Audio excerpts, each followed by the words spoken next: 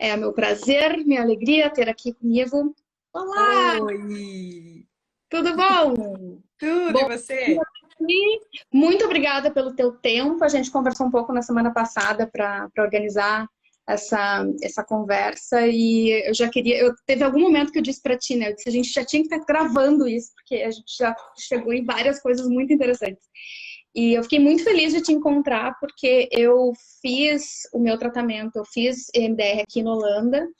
Na minha última consulta, eu perguntei para a psicóloga por que não tem mais gente fazendo isso? Por que a gente não sabe que isso é uma opção? Porque é uma coisa tão valiosa que e eu conheço muita gente pelas coisas que eu escrevo, pela minha experiência com a burnout, com a ansiedade generalizada, depressão e tudo mais, que muita gente poderia cogitar essa alternativa e essa abordagem e que se beneficiariam muito. E que para mim foi muito, muito importante. Então, muito obrigada por estar aqui. Se quiser falar um pouquinho sobre ti agora, te apresentar para quem está nos assistindo. Boa tarde, gente, né? Boa tarde, bom início de noite, né, para quem tá fora. Então, eu sou a Isabela Toscan Mitterer Berkenbrock, é um nome gigantesco, né?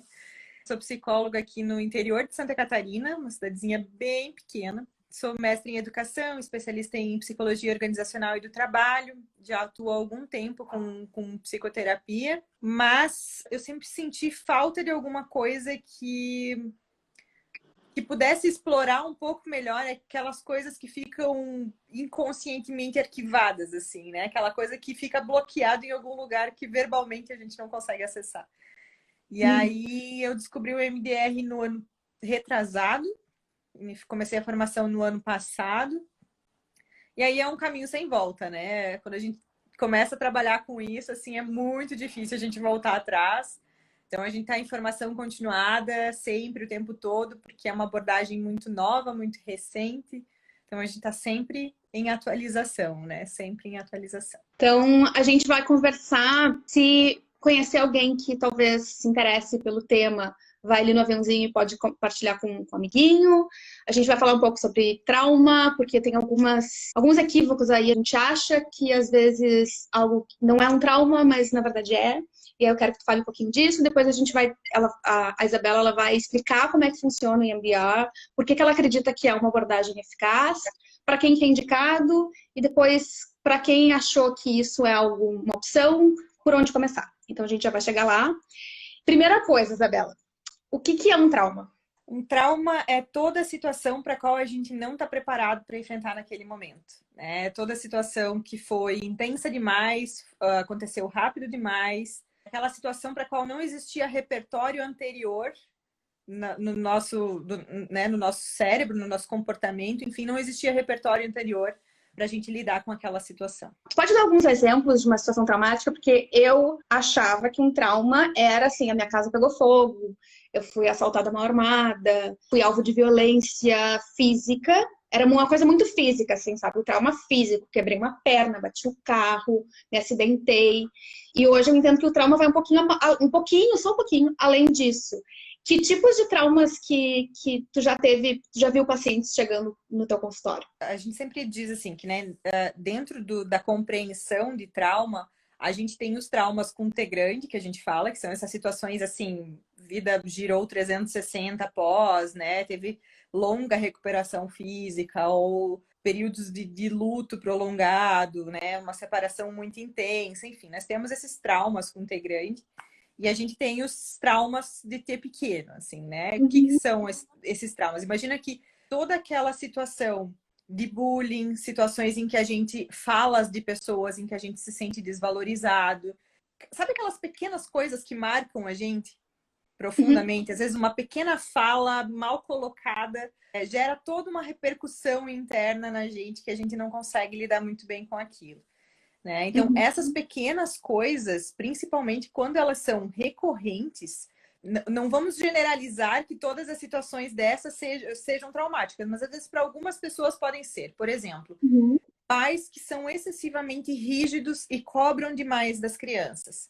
Essa cobrança excessiva e constante, muitas vezes pode gerar na criança a sensação de que ela não está sendo boa o suficiente para desempenhar aquele tipo de situação, né? Aquela atividade que foi delegada para ela. E isso vai se somando, né? São várias situações em que vão se somando, porque daí ela já liga aquele alerta, né? Então, não sou boa o suficiente para quê exatamente? Aí vão aparecer situações, às vezes, na escola, e esse negócio vai se somando muitas vezes e vai gerando. São vários pequenos traumas que vão gerando uma sensação muito ruim para aquela criança de que ela não vai dar conta, de que ela não é boa o suficiente. Né? Então, o trauma ele sempre gera uma reação, que a gente chama de processamento de informação desadaptativo, né? A gente sempre gera uma reação àquele trauma que não necessariamente é boa. Né? Se a gente imaginar uma situação de bullying, por exemplo, o bullying lá, se a gente for considerar então o armazenamento de memória traumática, né? Vamos imaginar que a criança passou por uma situação de bullying. Você já passou por situação de bullying, Carol, alguma vez na vida? Já, inclusive um dos Eu já traumas passei por várias. Eu já fui foi várias o também, né? O meu primeiro foi do bullying e foi assim, se eu não tivesse tratado aquilo, eu acho que o resto não fluía. É porque é dali para diante, né? Vai somando aquelas situações, né? Então, assim, geralmente a gente tem um evento chave que a gente diz que é o desencadeador de todo o resto, né? Então, por exemplo, vamos imaginar uma situação de bullying lá. Eu vou ter uma imagem da pior parte. Vamos pensar que é as crianças dando risada, por exemplo. Eu vou ter uma crença em cima disso, ou pensamentos em cima disso. Então, eu sou muito feio mesmo, ou eu sou muito burro mesmo, né? Eu vou ter emoções linkadas com isso. Então, o que eu posso sentir nesse caso? Tristeza, ansiedade, medo, raiva.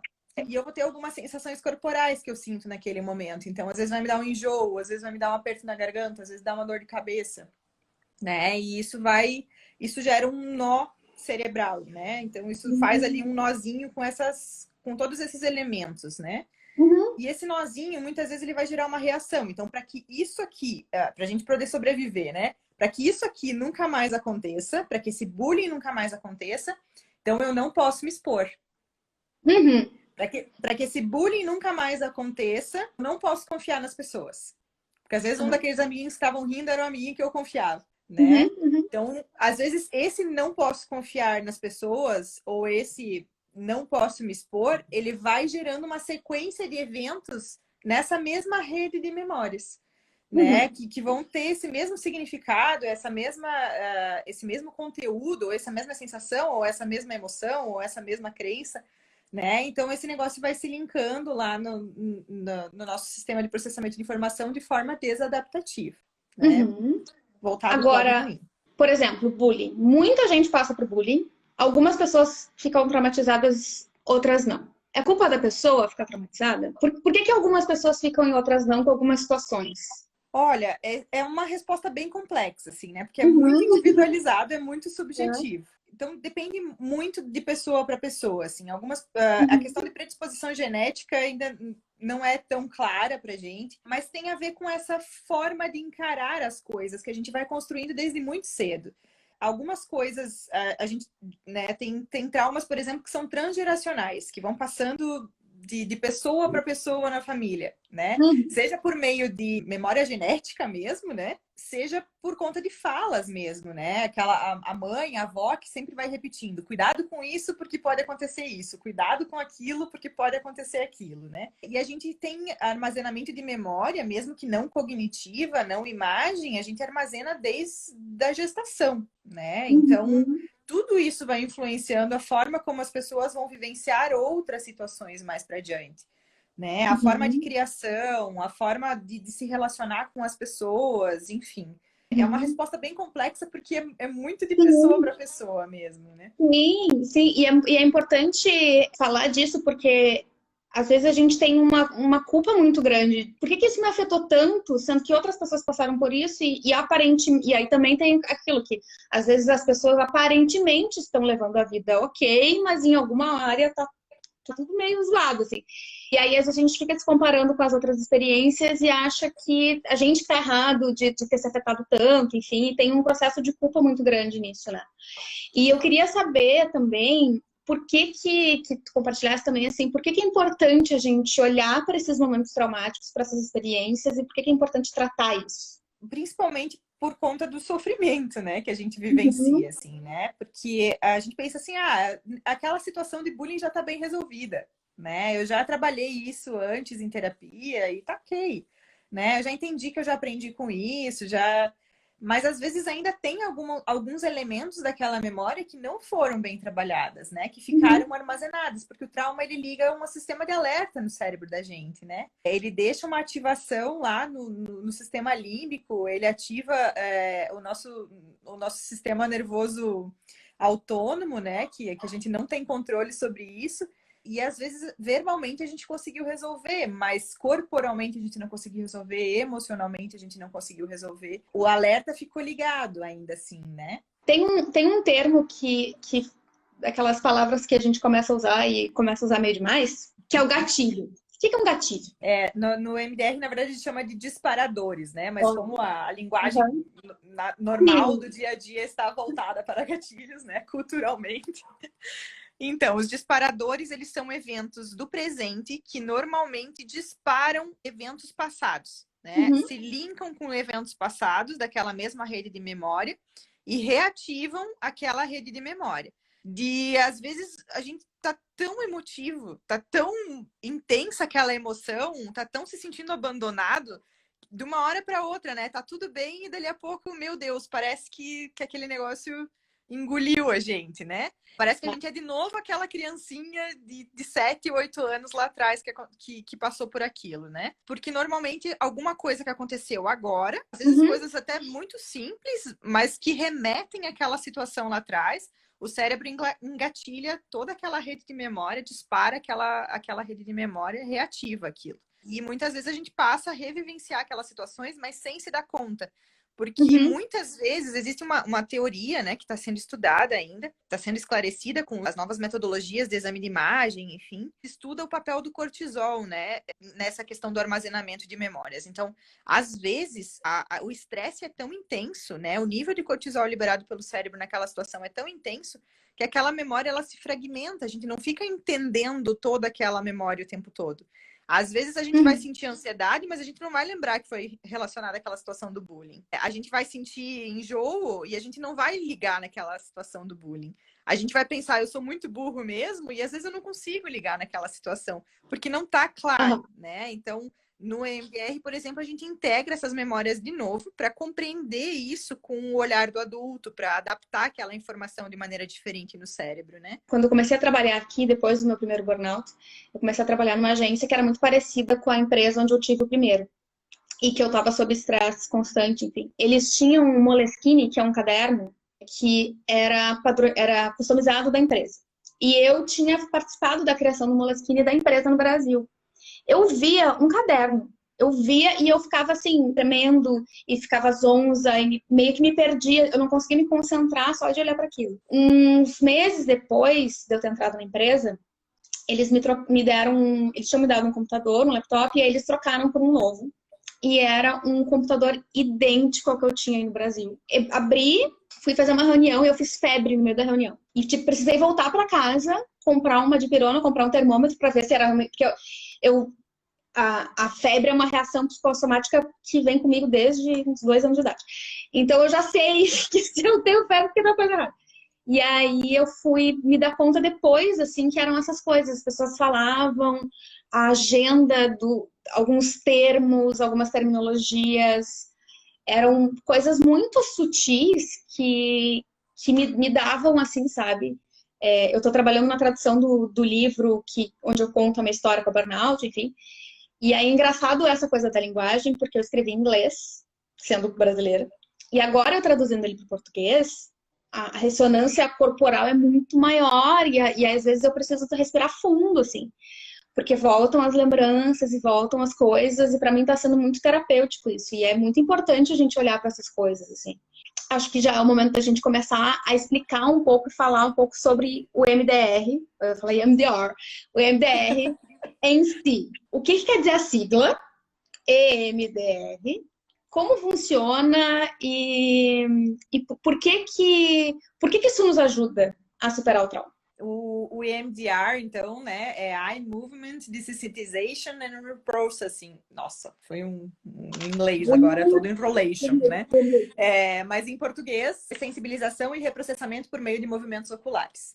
Uhum. A Francine Shapiro, que foi a desbravadora da abordagem, ela diz, tô lendo o novo livro dela agora, né, o novo manual que ela lançou, e ela diz assim que se ela pudesse, ela até renomearia a terapia para apenas terapia de reprocessamento, porque ele Uhum. nasceu por meio de movimentos oculares, mas hoje a gente tem outros tipos de estimulação que são utilizadas também, de estimulação cerebral bilateral, né? O foco da terapia, ela é o reprocessamento. Tem também a questão da dessensibilização, então eu dessensibilizo, eu tiro um pouco o peso daquela situação, mas o objetivo é sempre reprocessar a memória Uhum. traumática para que ela adquira um novo significado e para que ela se dirija, então, àquela rede, a rede de memória adaptativa do cérebro, né? O objetivo do EMDR é sempre o processamento adaptativo da informação, o PAI. Né? A gente procura sempre isso, né? A gente entra em cada uma das memórias traumáticas para dessensibilizar, tirar aquela sensação ruim que vem junto com aquilo e dar um novo significado para aquilo, né? Reprocessar, atualizar a visão, muitas vezes que era daquela criança e trazer a visão do adulto, ou até mesmo dar um novo significado para aquela situação que aconteceu. Tem várias vertentes da psicologia, tem várias abordagens diferentes. A gente conversou um pouco sobre isso na nossa preparação, que tu tem essa... Tu já estudou várias abordagens diferentes, e tu tem essa integração, assim. Olhando para o EMDR especificamente, o que te fez ir estudar e o que te motiva a acreditar que isso é algo que pode ajudar as pessoas? Então, essa é uma história bem particular, né, que eu contei para ti. Eu tenho uma colega minha, trabalhava junto com elas em uma clínica lá, numa cidade vizinha, e ela era terapeuta de MDR, é terapeuta de MDR hoje, Uhum. uma excelente, aliás, que é a Anaíla. Fazia muita propaganda do negócio, assim, né? Esse negócio é muito bom, vão, né? Vocês têm que entender que diferente que é essa abordagem, é uma nova compreensão em cima da psicologia, vão estudar. Quando a gente discutia abordagens, ela dizia assim, o MDR é uma coisa mais abrangente, né? Você vai ver que você não tem como descartar a psicanálise, por exemplo, você não tem como descartar a terapia cognitivo-comportamental, você não tem como descartar a terapia haitiana, corporal, né? E eu não entendia muito bem como é que esse negócio podia ser tão abrangente assim, né? E aí eu fui fazer o curso por insistência dela, então, né? Mas antes Uhum. de fazer o curso, eu falei assim, Ana, eu quero experimentar esse negócio aí para ver se isso aí vale a pena, né? E aí eu acabei virando paciente, né? Eu acabei virando cliente da terapia, né? Eu pedi para ela assim muito muito inocentemente, né? Aquela luta eterna com o peso, né? Pedi para ela, Ah, Ana, sim. tem protocolo para emagrecimento, né? Para me ajudar a emagrecer? E aí ela falou assim, tem, né? E aí eu fui, e aí eu comecei a conhecer. Quando eu fui fazer o curso, já estava há alguns meses, eu já estava fazendo terapia, então eu compreendia um pouco melhor o processo, mas não entendia a teoria que vinha junto com isso. Uhum. E a partir do momento que eu fui entender a teoria, e eu falei um pouco para ti sobre isso, né? Assim, eu sou um pouco agnóstica no que diz respeito à psicologia, assim, né? Uhum. Até não me provarem que aquele negócio funciona e por que ele funciona, eu sou meio descrente, assim, né? Uhum. Uhum.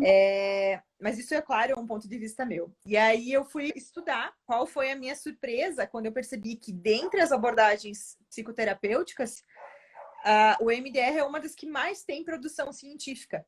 Não aqui no Uhum. Brasil, fora do Brasil. Né? Em Uhum. inglês a gente encontra muito material.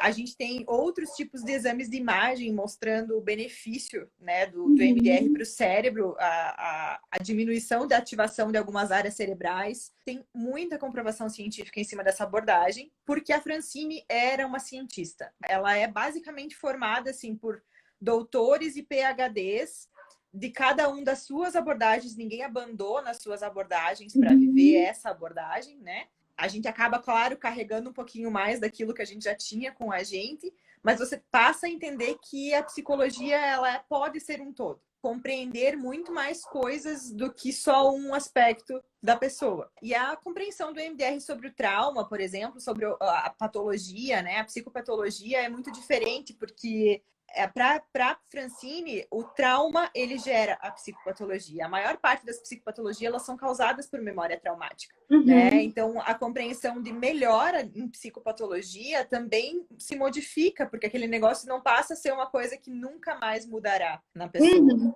né? A gente não fala em cura.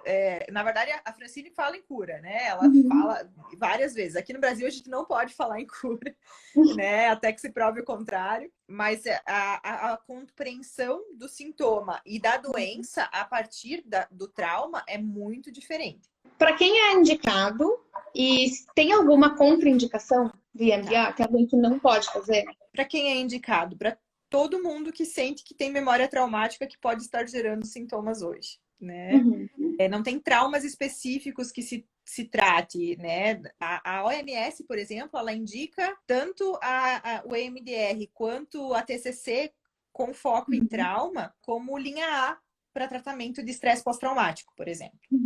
O problema é que o estresse pós-traumático também não é compreendido como ele deveria aqui para nós, né? Porque os efeitos do estresse pós-traumático, ele normalmente se confunde com outras patologias.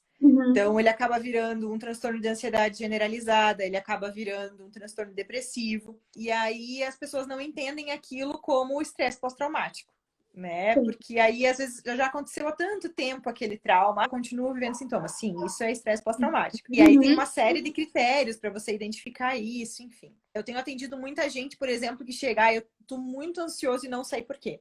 E eu preciso identificar onde que tá a minha ansiedade.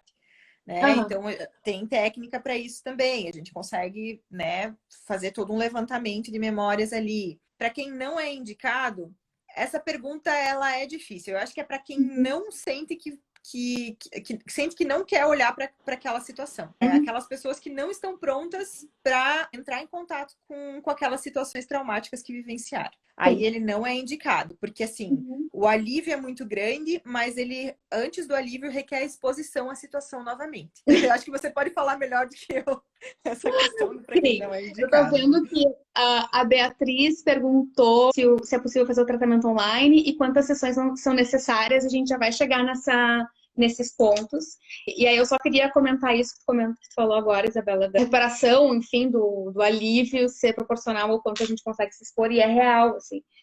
Eu acho que a gente entender o mindfulness, por exemplo, como uma ferramenta que nos propicia sentir as coisas, entender que tudo bem sentir, foi algo que me preparou muito para eu conseguir ir para o EMDR e não ter medo. E também a própria terapeuta que eu fiz aqui na Holanda, e foi uma psicóloga que trabalha no hospital daqui, ela teve uma abordagem muito, muito boa também, que eu acredito que faça parte do protocolo, que é começar dizendo, olha, tu tá num ambiente seguro, tu não tem como sair daqui pior do que entrou. Fica tranquilo, eu tô com um profissional, eu vejo quanto que é importante a gente trazer pessoas que são qualificadas para isso e a gente já vai falar também sobre isso, de como encontrar um profissional para te ajudar, porque quando a gente entra em contato com trauma, e eu tratei de 3 diferentes traumas no EMDR aqui, foram umas 10 sessões, quando a gente tá ali, é muito doloroso. A gente chora, a gente sente no corpo, é muita tensão, e a gente precisa se propor a sentir isso, e se permitir sentir isso.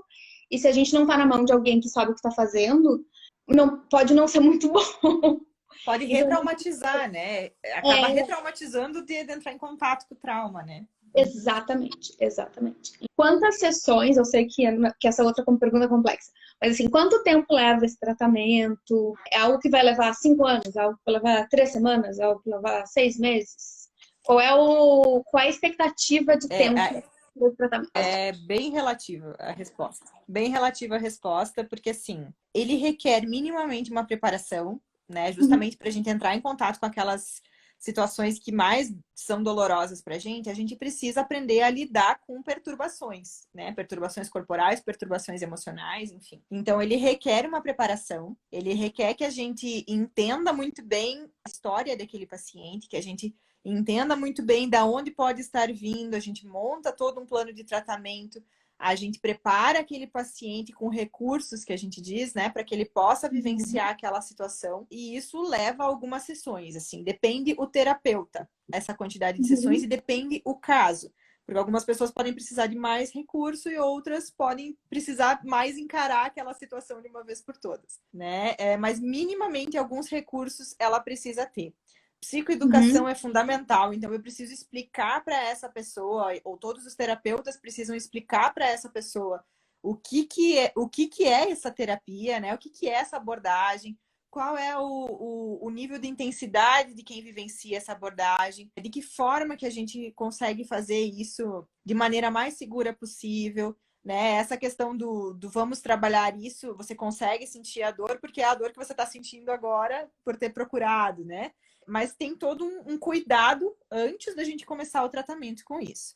A quantidade de sessões depende muito de pessoa para pessoa. Tem gente que fica 3, 4 sessões na mesma memória. Tem gente que consegue fazer 2, 3 memórias em uma sessão, dependendo da duração da sessão. Por exemplo, tenho sessões de 1h30, então eu tenho mais tempo para abrir e fechar a memória, enfim. Depende muito de pessoa para pessoa, depende da velocidade do reprocessamento, depende da mobilização emocional que aquilo faz, depende do problema que a pessoa quer trabalhar, porque eu posso escolher trabalhar, por exemplo, uma situação muito específica, eu tenho medo de avião e eu preciso ir viajar.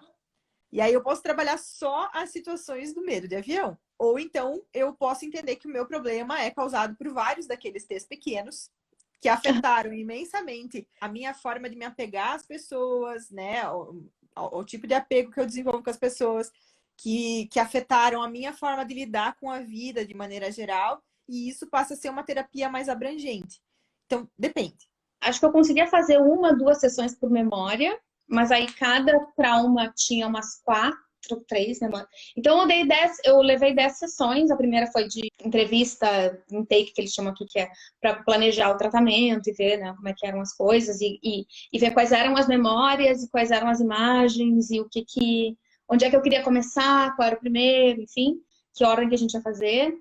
E aí, depois, para cada trauma, a gente chegava, ó, hoje a gente vai fazer esse, não vai fazer um plano de 8 semanas ou não sei o quê, né? Vamos ver onde é que vai levar. E eu tenho uma amiga aqui que fez também, e para uma memória ela precisou de 8 sessões. E ela me disse, isso não acaba, não acaba. Eu disse, mas se tá assim, precisa que seja, entendeu? Então, pior do que te expor a isso, fazer isso, é levar isso pro resto da tua vida, entendeu? E ficar travada, porque a sensação que eu tinha era que nesses 3 aspectos, eu tinha algo que me travava.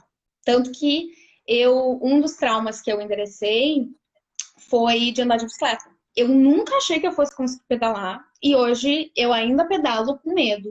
Eu não tô. E aí é uma coisa de ajuste de expectativa também, que a gente acha que vai entrar numa sala, a psicóloga vai tirar com a mão e a gente vai sair vivendo a vida assim, como se nada tivesse acontecido, e não é, né? Ainda tenho medo, mas ele não te paralisa. Ele não te impede de fazer a ação. Tu consegue entender por que tu tem medo, tu consegue chegar nesse nível verbal e de ter consciência, porque a coisa traiçoeira do trauma é que ele te desorienta sem tu perceber que ele está te desorientando, né? Tu não percebe que tu deixou de pegar uma proposta de emprego, que tu deixou de entregar alguma coisa, que tu tá deixando de fazer alguma coisa, que tu tá deixando de te relacionar com alguém porque tu está traumatizado. Tu não te dá conta disso. Até tu te dar conta, é um tempo. E aí, haja terapia para isso também. É aquele básico cartaz de construção, o desconforto é temporário, mas o benefício será de médio e longo prazo. Exato, exato. Tem algum efeito colateral desse tratamento? Então, o reprocessamento ele nunca termina logo após a sessão, né? Então, assim, às vezes a gente está mexendo em coisas muito intensas e pode sim gerar algum tipo de desorganização posterior. Os movimentos oculares, na verdade, que foi começado a estudar para o EMDR, são os mesmos movimentos oculares que a gente faz no sono REM, que é o momento do sono em que a gente sonha, né? Então, a gente sempre diz no final da sessão, assim, que as pessoas elas podem ter novos pensamentos, insights, lembranças, sonhos, e às vezes isso gera mobilização emocional também. Mas geralmente isso acontece por um curto período de tempo, né? Logo depois da sessão, se acontecer. E para isso que a gente treina as técnicas de estabilização e de recurso lá no começo, né? Para que a pessoa consiga lidar com aquelas outras sensações que vierem depois.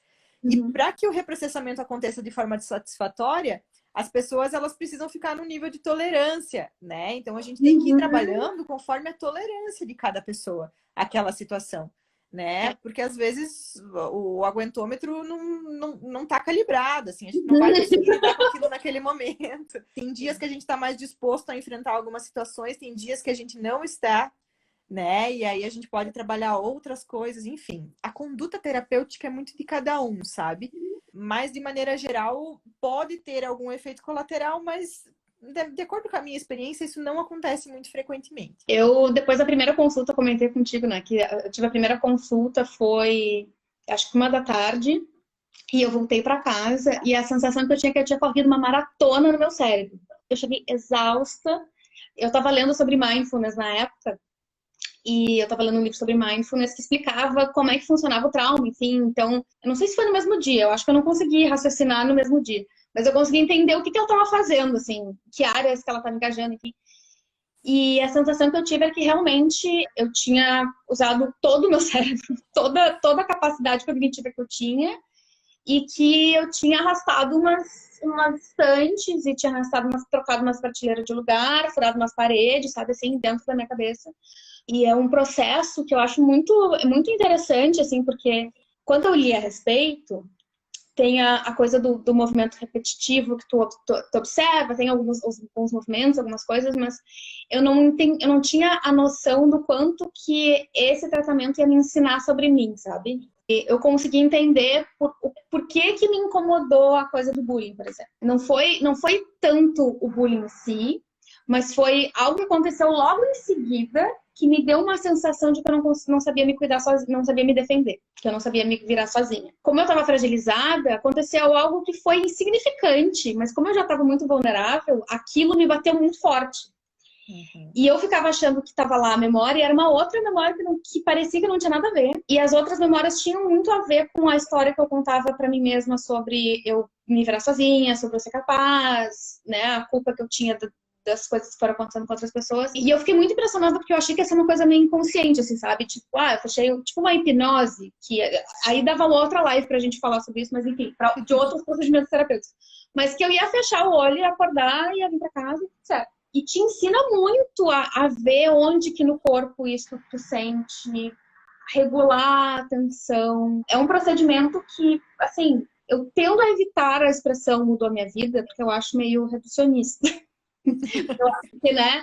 Pô, mudou a minha vida. Teve um monte de coisa que veio antes que ajudou isso a mudar, mas foi realmente aqueles momentos importantes, assim, foi muito transformador para mim ter vivenciado isso e ter conseguido observar e me permitir aprender o que eu estava dizendo sobre mim mesma nesses momentos. É cansativo, ele é muito mobilizador, né? Eu sempre digo que, assim, às vezes as pessoas chegam a algumas conclusões que elas demorariam anos de terapia para chegar naquelas conclusões, às vezes em uma sessão. E só que isso exige demais do cérebro, né? Então pode ter uma sensação de cansaço muito grande, de que a gente correu uma maratona. Às vezes a dor de cabeça porque a gente chora demais, né? Enfim.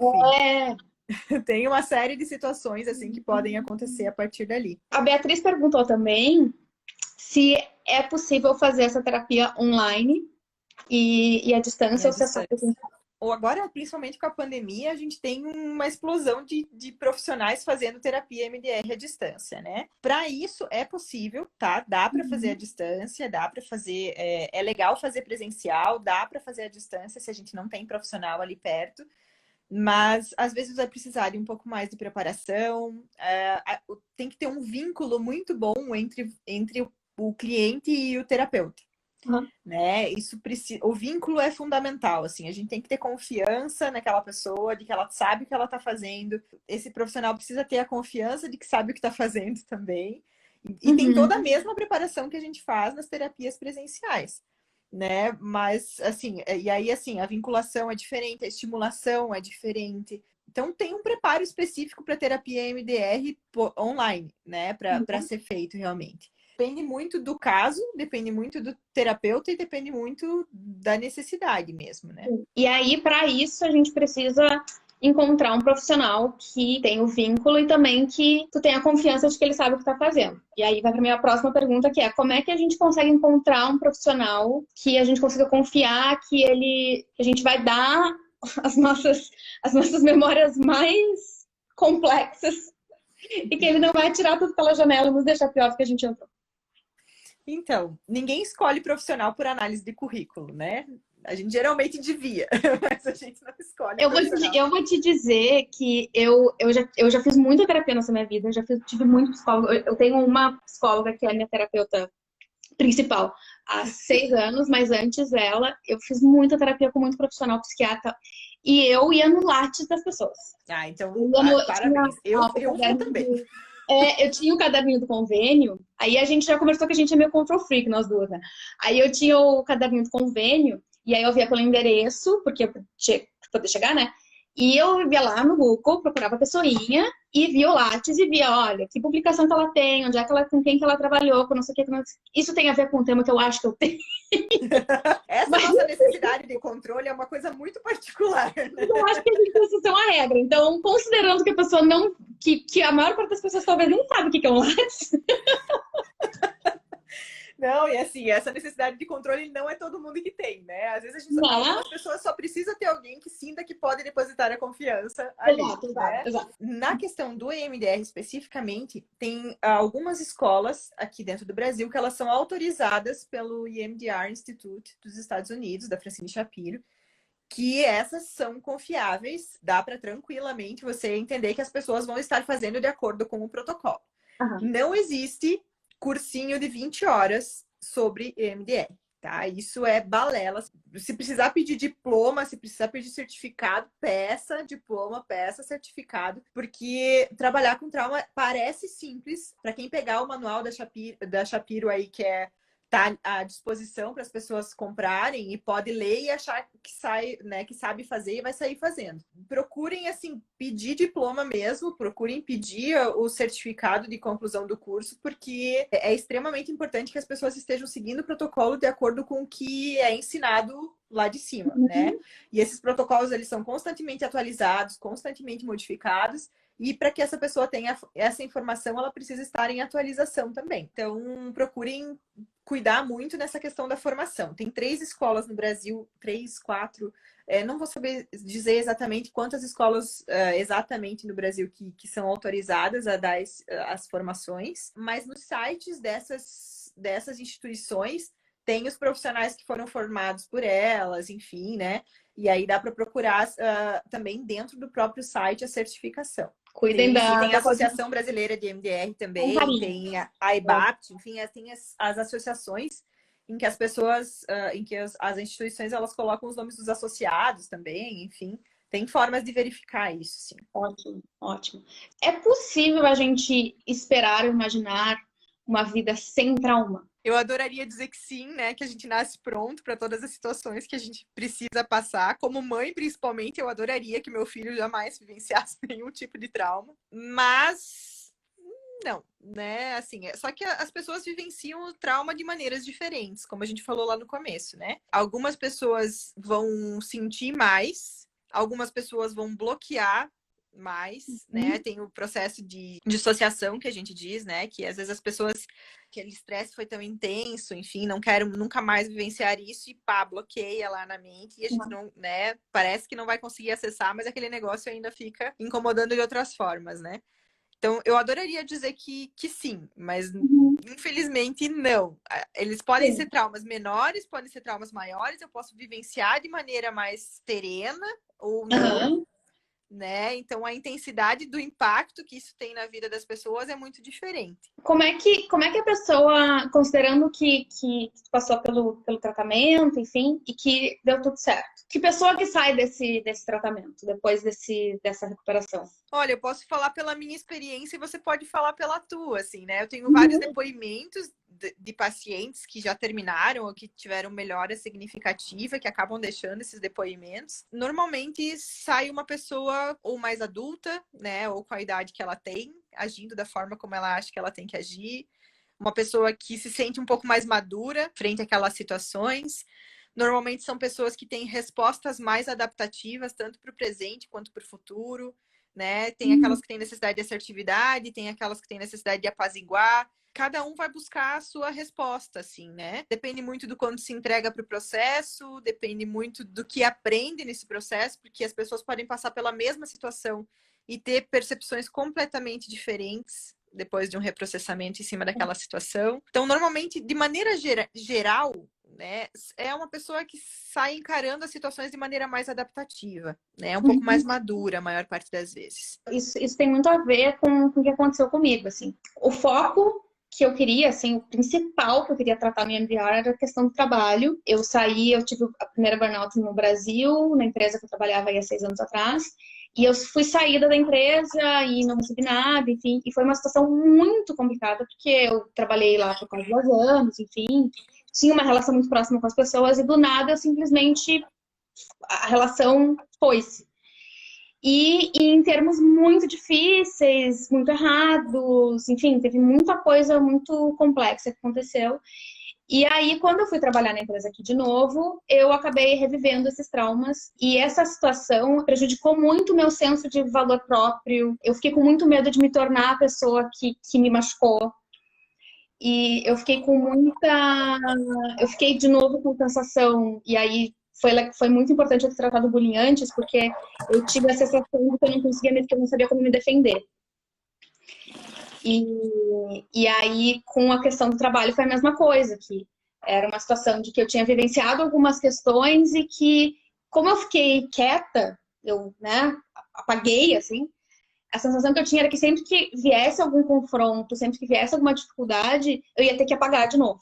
Eu ia ter que baixar a cabeça, me deitar na cama, ficar 3 meses na cama e evitar essa situação, evitar esse conflito. E aí, vendo e conseguindo reviver e, né, reprogramar essas memórias, reprocessar isso, eu consegui entender que eu fiz o melhor que eu podia fazer na época com as informações que eu tinha e que eu me defendi como eu pude e que se eu acontecesse isso comigo de novo, eu teria outras ferramentas e que eu lidaria de uma outra forma e que eu tenho pessoas na minha vida que me permitem ter um senso de responsabilidade de que eu não vou me tornar essa pessoa, porque eu tô me cuidando para isso e eu tenho indícios que me permitem ver que isso não vai acontecer. Numa das sessões do trauma do trabalho especificamente, eu fiquei muito impressionada que eu saí de lá com uma sensação assim, eu sou uma empresária, eu não preciso ter medo disso. Porque para mim, eu fiquei me apequenando muito durante 4 anos.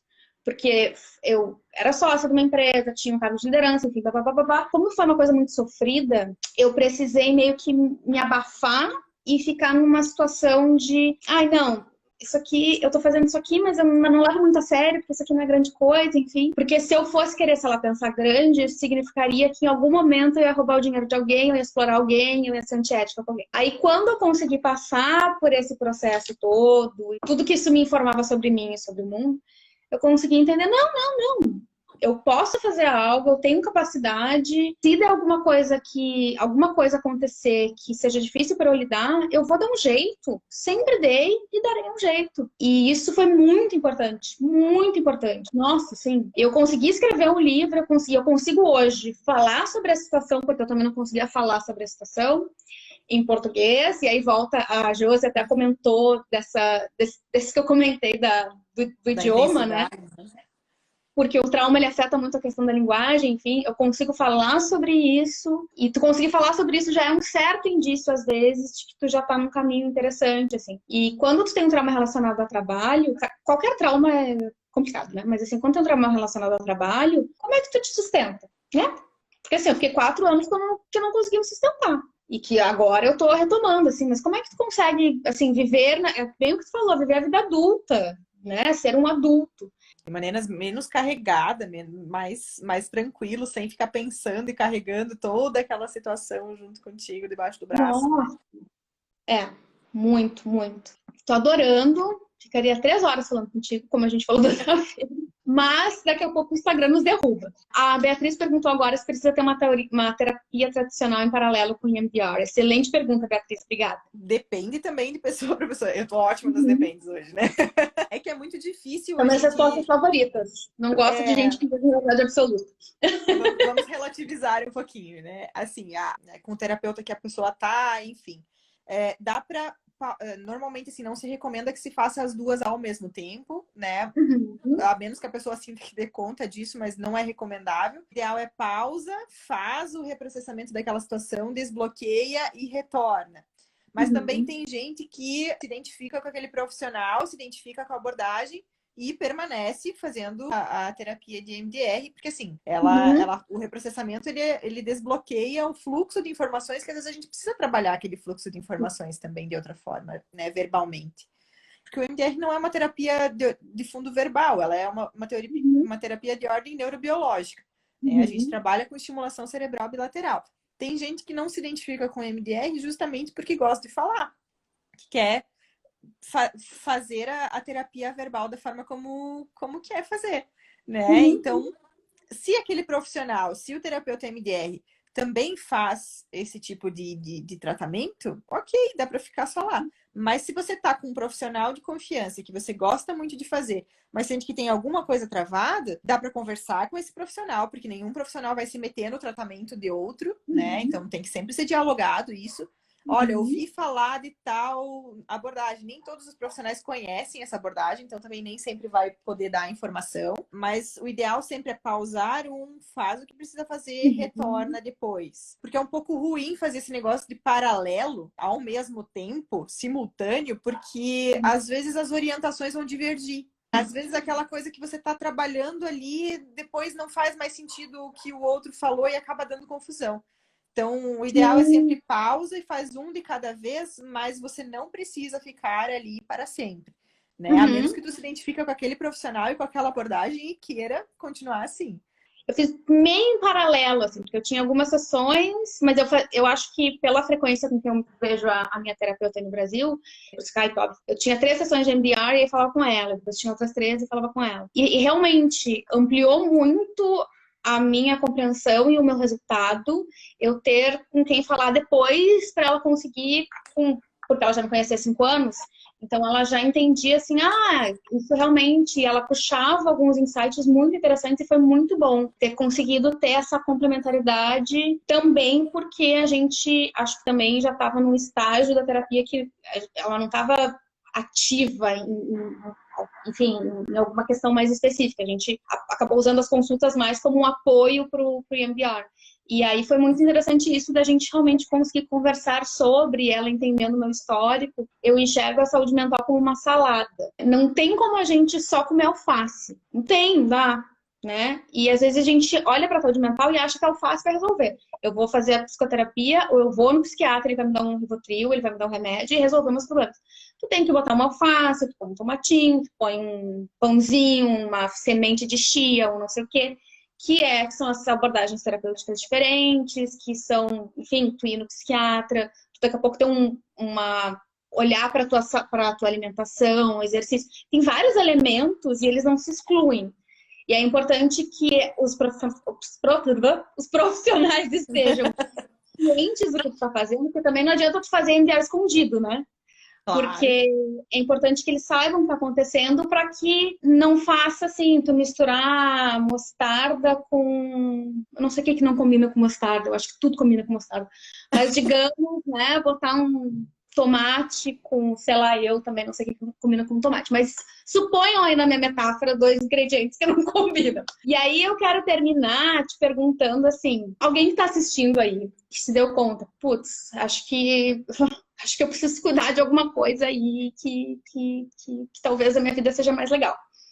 Qual é o primeiro passo e que conselhos que tu dá para essa pessoa que vai começar a buscar ajuda para endereçar esses traumas? De maneira geral, assim, gente, é importante entender um pouquinho do processo, né? É importante buscar informações e hoje na internet, no YouTube, tu encontra várias e várias informações a respeito disso. Tem inclusive algumas sessões autorizadas que estão gravadas e disponíveis no YouTube, enfim. Para mim, ainda bem, a ciência psicológica tem evoluído muito, né? Tem surgido várias abordagens muito legais, diferentes. Tem as abordagens tradicionais que são ótimas.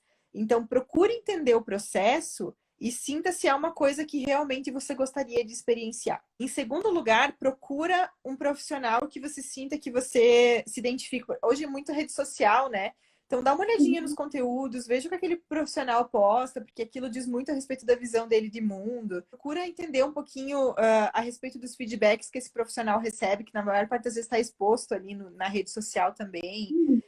Procura currículo, né? Procura visualizar um pouquinho desse panorama de quem é essa pessoa, para você sentir que se você pode depositar a tua confiança em alguém. Conversa com essa pessoa, troca uma ideia antes, veja se você gosta, né, da forma como você é recebido, enfim. E aí, a partir dali, tem que ser no processo mesmo, né? De entender esse processo, de ver se Para mim, por exemplo, psicoeducação é muito importante, extremamente importante, é metade do caminho andado. Entenda do processo, veja se é isso mesmo que tu quer, se tu quer experimentar outras coisas. Eu, por exemplo, morro de curiosidade de experimentar um monte de abordagens dentro da psicologia. Hoje eu me identifiquei muito com MDR, eu sou, né, paciente também dessa abordagem, então eu me sinto bem ali. Mas as pessoas têm que sentir se é isso que elas procuram mesmo, né? Porque a ciência psicológica é uma coisa imensa, né? Cada abordagem ela vai pegar um aspecto específico daquele ser humano, né? Da subjetividade humana. Então, procurem ver se vocês se identificam com aquela abordagem. Procurem pedir a abordagem se vocês acham que é uma coisa importante. Eu não sei, eu sou um pouco a favor do ecletismo, assim, né? Eu acho que tem algumas coisas que a gente pode se aproveitar do melhor de cada abordagem, mas você tem que conhecer aquelas abordagens, né? Para se aproveitar do melhor. Mas tem pessoas que são puramente de uma abordagem, né? Então, procure conhecer um pouquinho da atuação daquele profissional e entender um pouquinho quem é ele. E eu, enquanto paciente, enquanto cliente, eu acho que também tem muito de tu ir disposto mesmo, assim. E disposto a enfrentar e a sentir dor. E eu acho que muitas vezes na relação de terapia pode existir, e principalmente quando a pessoa está num quadro depressivo, de ansiedade, de trauma, enfim, existe uma expectativa de que a gente vai depositar na Isabela e a Isabela vai resolver o meu problema. E aí a minha psicóloga aqui, a que me tratou aqui, ela no final de cada sessão ela me dizia, eu agradecia muito, ela, ai, nossa, que coisa maravilhosa foi isso, minha vida, como é que eu fui vivendo? E aí ela dizia, tu é que fez o trabalho inteiro, eu tava só aqui de flanelinha, quem estacionou o carro foi tu. E é muito, muito isso. Eu acho que a gente está num período de que uma das centenas de milhares de milhões de transformações que a gente tem é que a pessoa que recebe qualquer tipo de tratamento que seja, ela está começando a ter uma postura um pouco mais ativa e proativa. Eu não vou só ficar sentada na minha cadeira esperando que tu tenha todas as respostas para mim e que tu me entenda inteira, que tu saiba exatamente o que tem que fazer para resolver minha vida. Porque tu não vai, tu é um ser humano e tu tem, né, as tuas limitações de até onde é que tu pode ir. E a gente é que tem que saber quem é que passa pela situação, e aí eu falo com quem tá com a questão de burnout, enfim, principalmente isso, que é uma síndrome multifacetada, complexa, que tem um monte de manifestações. A gente tem que... É difícil, eu gostaria de sentar e que todo mundo resolvesse o problema para mim. Adoraria, seria muito mais legal. Mas exige uma certa autociência e uma certa proatividade de que a gente tem que ir atrás e se informar e perguntar. E não ter medo de perguntar e não ter medo de pensar assim, tá, essa terapia é muito boa, mas tem essa outra questão que eu acho que vai ter outro profissional, vai ter uma outra abordagem que talvez me ajude. Tudo bem, sabe? E eu fiz processo de mentoria, de coaching, disso, daquilo, aquilo outro. A minha salada tem mel, ameixas, castanhas, tem de tudo. E eu vejo que isso ajudou muito. Então, e isso é até uma das coisas que eu gostei muito de ti também, que tu também traz essa abordagem mais sistêmica, de que não é só, não é aquela coisa do cavalo, assim, de aí ele vai fazer isso aqui vai resolver para todo mundo, e vai ficar todo mundo bem com isso, e isso é um milagre. Vai causar milagres. Não. E assim, né? Aquela coisa, treino é treino, jogo é jogo. O consultório psicológico, ele é um treino, um bom treino. Assim como tem vários outros bons treinos, como você mesmo diz, né? Na salada aí. Mas o fato é que o dia a dia é que precisa ser enfrentado. É importante que os profissionais também estejam preparados para dar ferramentas para aquela pessoa, para que ela consiga lidar com o dia a dia dela, né? Com aquilo que vai estar acontecendo. A preparação tem que ser muito boa dentro do consultório para que fora não fique tão assustador, tão imenso, tão complicado de realizar. É verdade. Senão é como se o consultório fosse aquele monte lá no Himalaia que a pessoa vai meditar e que ela não consegue meditar no meio da Paulista no engarrafamento. E a vida tá ali na Paulista. Exatamente. Condicionamento, né? A gente não pode se condicionar só ao consultório psicológico. O bom psicólogo é aquele que não precisa prender aquele paciente no tratamento. Né? O paciente fica quanto tempo ele sentir que precisa, mas vai chegar um momento em que ele precisa voar, em que ele precisa fazer o caminho dele sozinho também, né? Claro que não dá para jogar no fogo sem você estar preparado para voar, né? Como é que quem está assistindo, quem for assistir depois, como é que a gente consegue te encontrar, para conversar contigo? enfim. Só entrar lá no @psicóloga Isabela Mitterer, né? Que você mesmo postou ali nas imagens. Tô sempre online, né? E aí pode mandar direct, ali tem o telefone, enfim, tem site, tem o que precisar ali. E se alguém aqui tá me assistindo, tá assistindo a live que ainda não me conhecia, oi, eu sou a Carol, muito prazer. Eu sou Curtam o perfil da Carol, gente. A Carol é ótima, uma escritora maravilhosa, que entende muito de saúde mental, né? Por conta própria, né, Carol? Por a experiência gente própria. precisa, né? Escrevi um livro contando a minha história com a burnout. Ele tá publicado já em inglês, meu primogênito. Até vou mostrar ele aqui pra vocês. Você tem tanto orgulho. A gente aprende, depois da gente passar uns perrengues, que a gente tem que ter orgulho das coisas que faz. Esse aqui é o meu livro, que eu tenho muito orgulho dele. Meu primogênito. E ele tá. Eu acabei de terminar de traduzi-lo, como eu comentei, que foi desafiador, mas também foi terapêutico. E eu escrevo sobre a minha experiência e tento ter uma abordagem meio abrangente de falar da minha experiência, mas também trazer um pouco de conteúdo e conhecimento também sobre isso. Eu fiquei muito feliz de ter aqui, Isabela. Tava há muito tempo, assim, depois que eu, assim, acho que 2 dias depois que eu terminei o meu tratamento com MDA, eu pensei, eu preciso achar alguém para falar sobre isso, transmitir a palavra. Conscientização, e aí a conscientização responsável, levar para as pessoas que são uma opção e que isso daqui a pouco pode ajudar, é algo muito valioso, muito valioso.